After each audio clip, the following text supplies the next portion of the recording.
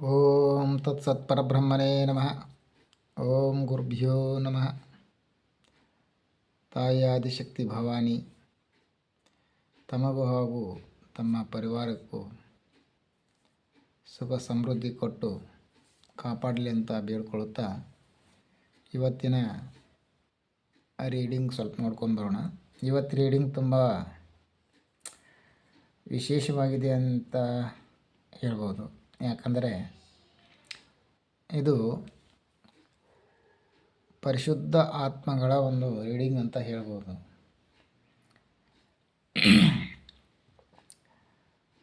ಇದು ಪಾಲಕರು, ತಂದೆ ತಾಯಿಗಳ ಒಂದು ಭಾವ. ಇವರು ಯಾವ ರೀತಿ ತಮ್ಮ ಜೀವನವನ್ನು ವ್ಯತೀತ ಮಾಡಿದರು ಅಂತಂದ್ರೆ, ತಮ್ಮದಷ್ಟೇ ಅಲ್ಲದ ತಮ್ಮ ಜೊತೆ ಇರೋರ ಜೀವನ ಕೂಡ ಒಂದು ಒಳ್ಳೆಯ ರೀತಿಯಲ್ಲಿ ತಗೊಂಡು ಹೋಗುವಲ್ಲಿ ಇವರು ಕಾರ್ಯವನ್ನು ಮಾಡಿದ್ದರು.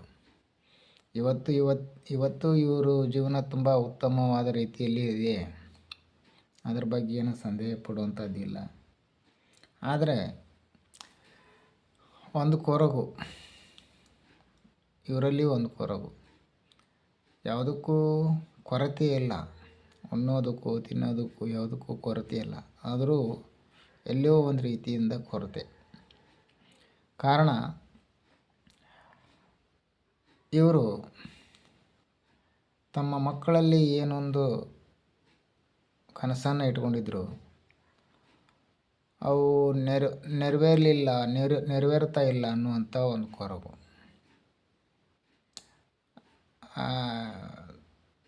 ಎಲ್ಲ ರೀತಿಯಿಂದ ಅವರಿಗೆ ಅವಕಾಶ, ಎಲ್ಲ ರೀತಿಯಿಂದ ನಾವು ಅವ್ರಿಗೆ ಸಪೋರ್ಟ್ ಮಾಡಿದರೂ ಕೂಡ ಯಾಕೆ ಈ ರೀತಿ ಆಗ್ತಾಯಿದೆ ಅನ್ನುವಂಥ ಒಂದು ಕೊರಗು ಅವರಲ್ಲಿ. ಇದಕ್ಕೆ ಯೂನಿವರ್ಸ್ ಹೇಳ್ತಾ ಇರೋದು ಅವರಿಗೆ, ನೀವು ಏನು ನಿಮ್ಮ ಕರ್ತವ್ಯ ಇತ್ತು ಮಾಡಿದಿರಿ, ಅದನ್ನು ನೀವು ಒಂದು ಈ ಸ್ವಲ್ಪ ಕೂಡ ಅದನ್ನು ಬಿಟ್ಟಿಲ್ಲ. ನೀವು ಅವ್ರಿಗೇನು ಸಪೋರ್ಟ್ ಮಾಡಬೇಕಾಗಿತ್ತು ಎಲ್ಲ ಮಾಡಿದ್ರಿ, ಎಲ್ಲ ಸರಿಯಾಗಿದೆ. ಅದರಾಗ ಏನು ಯಾವುದು ತಪ್ಪಿಲ್ಲ. ಹಾಗಂತೇಳಿ ಮಕ್ಕಳಲ್ಲಿ ಏನು ಕೊರತೆ ಇಲ್ಲ, ಮಕ್ಕಳಲ್ಲಿಯೂ ಏನು ಕೊರತೆ ಇಲ್ಲ. ಇಲ್ಲಿ ಒಂದು ಮಿಸ್ಟೇಕ್ ಏನಾಗಿದೆ ಅಂತಂದ್ರೆ, ಉದಾಹರಣೆಯಾಗಿ ಹೇಳ್ಬೇಕಂತಂದ್ರೆ, ಈಗ ಮಗಗೆ ಡ್ರೈವರ್ ಆಗ್ಬೇಕಂತ ಇರ್ತೈತಿ, ಅವನನ್ನು ಡಾಕ್ಟರ್ ಮಾಡ್ಬೇಕಂತೇಳಿ ವಿಚಾರ. ಅವನಿಗೇನಿರ್ತದೆ ಡ್ರೈವರ್ ಆಗ್ಬೇಕಂತೇಳಿ. ಆದರೆ ನಿಮಗೆ ಏನು ಅವ್ರನ್ನ ಡಾಕ್ಟರ್ ಮಾಡಬೇಕಂತ. ಇದು ಏನಾಗ್ಬಿಡ್ತೈತೆ ಅಂದ್ರೆ, ಒಂದಕ್ಕೊಂದು ತಾಳ್ಮೇಲೆ ಆಗೋದಿಲ್ಲ, ಈ ರೀತಿ ಇರ್ತೈತಿ. ನಿಮ್ಮ ಕನಸು ತಪ್ಪಂತೂ ಹೇಳೋದಿಲ್ಲ, ಆದ್ರೆ ಅವಾಗ ಅದು ಏನಿತ್ತು ಅದು ತಪ್ಪಂತೂ ಹೇಳೋಕ್ಕಾಗೋದಿಲ್ಲ. ಅದಕ್ಕೆ ಇಲ್ಲಿ ನೀವು ಮಾಡೋದೇನು ಮಾಡಿದ್ರಿ ಎಲ್ಲ ಕರೆಕ್ಟಾಗಿ ಎಲ್ಲ ಸರಿಯಾಗಿ ಮಾಡಿದ್ರಿ, ಹಂಗಂತೇಳಿ ಅವ್ರ ಭವಿಷ್ಯ ನೀವು ಅಂದ್ಕೊಂಡಂಗೆ ಆಗಲಿಲ್ಲ ಅಂತ ಕೊರಗುವಂಥ ಅವಶ್ಯಕತೆ ಇಲ್ಲ. ಯಾಕಂತಂದ್ರೆ ಯೂನಿವರ್ಸ್ ಏನು ಹೇಳುತ್ತೆ, ಪ್ರತಿಯೊಬ್ಬ ವ್ಯಕ್ತಿಯ ಜೀವನನೂ ಬೇರೆ ಬೇರೆ ಥರನೇ ಇರ್ತೈತಿ. ಇಲ್ಲಿ ತಂದೆ ತಾಯಿ ಆದವರು ಮಕ್ಕಳು ತಮ್ಮ ಇಷ್ಟಕ್ಕೆ ಇರಬೇಕು ಅನ್ನುವಂಥ ಒಂದು ಮನೋಭಾವ ಇಟ್ಕೊಂಡಿರ್ತಾರೆ. ಅದು ತಪ್ಪಲ್ಲ. ಆದರೆ ಅದು ಅತಿ ಆದರೆ ಏನಾಗುತ್ತಂದ್ರೆ ಮಕ್ಕಳ ಮೇಲೆ ಪ್ರೆಷರ್ ಆಗುತ್ತದೆ. ಈ ಕಾರ್ಡ್ ಹೇಳೋ ಮುಖಾಂತರ ನೋಡಿದ್ರೆ ಅವರಲ್ಲಿ ಯಾವುದೇ ರೀತಿ ಆದಂಥ ಒಂದು ಕೆಟ್ಟ ಭಾವ ಇಲ್ಲ. ಅವ್ರಿಗೂ ಕೊರಗಿದೆ. ಏನಂತ, ನಮ್ಮ ತಂದೆ ತಾಯಿ ನಮಗೆ ಎಷ್ಟೋ ರೀತಿ ಸಪೋರ್ಟ್ ಮಾಡಿದರೂ ಕೂಡ ನಾವು ಅವ್ರು ಏನು ಅಂದ್ಕೊಂಡಿದ್ರೆ ಅದನ್ನು ಮಾಡೋಕ್ಕಾಗ್ತಾಯಿಲ್ಲ, ಮಾಡಲಿಲ್ಲ ಎನ್ನುವಂಥ ಕೊರಗು ಅವ್ರಿಗೂ ಇದೆ. ಸಾಕಷ್ಟು ಅವ್ರಿಗೆ ಕೊರಗಿದೆ. ಅದಕ್ಕೆ ಇಲ್ಲೇ ಏನು ಯೂನಿವರ್ಸ್ ನಿಮ್ಗೆ ಪದೇ ಪದೇ ಹೇಳೋದಿಷ್ಟೇ, ನಿಮ್ಮ ಜೀವನದೊಳಗೆ ನೀವು ಸಾಕಷ್ಟು ಪರಿಶ್ರಮ ಪಟ್ಟಿದ್ದೀರಿ. ನಿಮಗಲ್ಲ ನಿಮ್ಗೆ ನಿಮ್ಮ ಜೊತೆ ಇರೋರಿಗೆ ಸಾಕಷ್ಟು ಸಹಾಯ ಕೂಡ ಮಾಡಿದ್ದೀರಿ. ಈಗ ಇದರಿಂದ ಮತ್ತೊಂದು ಒಂದು ಸ್ಥಾನವನ್ನು ಪಡೆಯುವಂಥ ಒಂದು ದಾರಿ ಯೂನಿವರ್ಸ್ ನಿಮ್ಗೆ ಕೊಡ್ತಾ ಇದೆ ಇಲ್ಲಿ.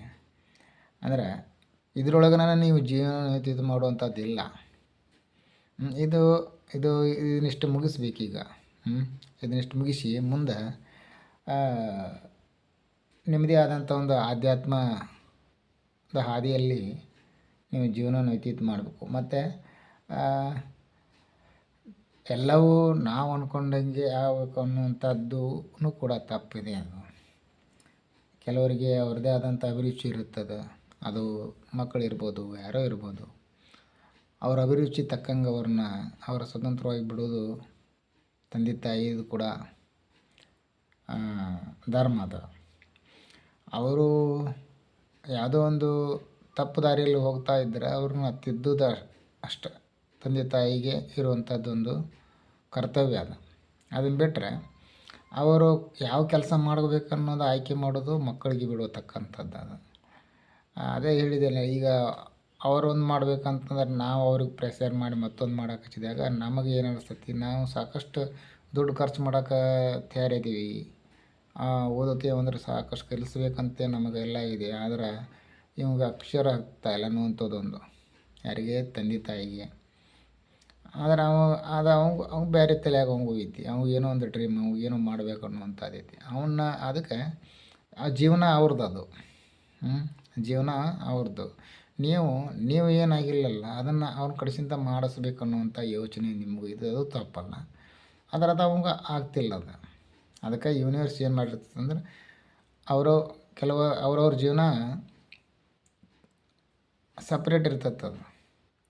ಒಬ್ಬರ ಜೀವನದಂಗೆ ಇನ್ನೊಬ್ಬರ ಜೀವನ ಇರೋದಿಲ್ಲ. ಅದಕ್ಕೆ ಅವ್ರ ಮೇಲೆ ಪ್ರೆಷರ್ ಹಾಕೋಕ್ಕಿಂತ ಅವರಷ್ಟಕ್ಕೆ ಬಿಟ್ಟು ಬಿಡೋದು ಒಳ್ಳೆಯದು.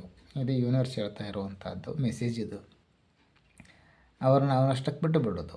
ಅಲ್ಲಿ ಏನೋ ಸಣ್ಣ ಪುಟ್ಟ ತಪ್ಪಾದಾಗ ಅವರಿಗೆ ನೀವು ಬುದ್ಧಿ ಮಾತನ್ನು ಹೇಳ್ಬೋದು. ಅವ್ರು ಸರಿದಾರಿ ಅಂತ ತರುವಂಥದ್ದನ್ನು ನೀವು ಹೇಳ್ಬೋದು. ಅಷ್ಟು ಬಿಟ್ಟರೆ ಅವ್ರನ್ನ ಭಾಳ ಇಕ್ಕಟ್ಟಿಗೆ ಸಿಗಿಸುವಂಥದ್ದಾಗಲಿ, ಅವ್ರು ಮಾಡ್ತಾಯಿಲ್ಲ ಅಂತ ನೀವು ಕೊರಗೋದಾಗಲಿ, ಈ ರೀತಿ ಎಲ್ಲ ಮಾಡೋದು ಬೇಡ.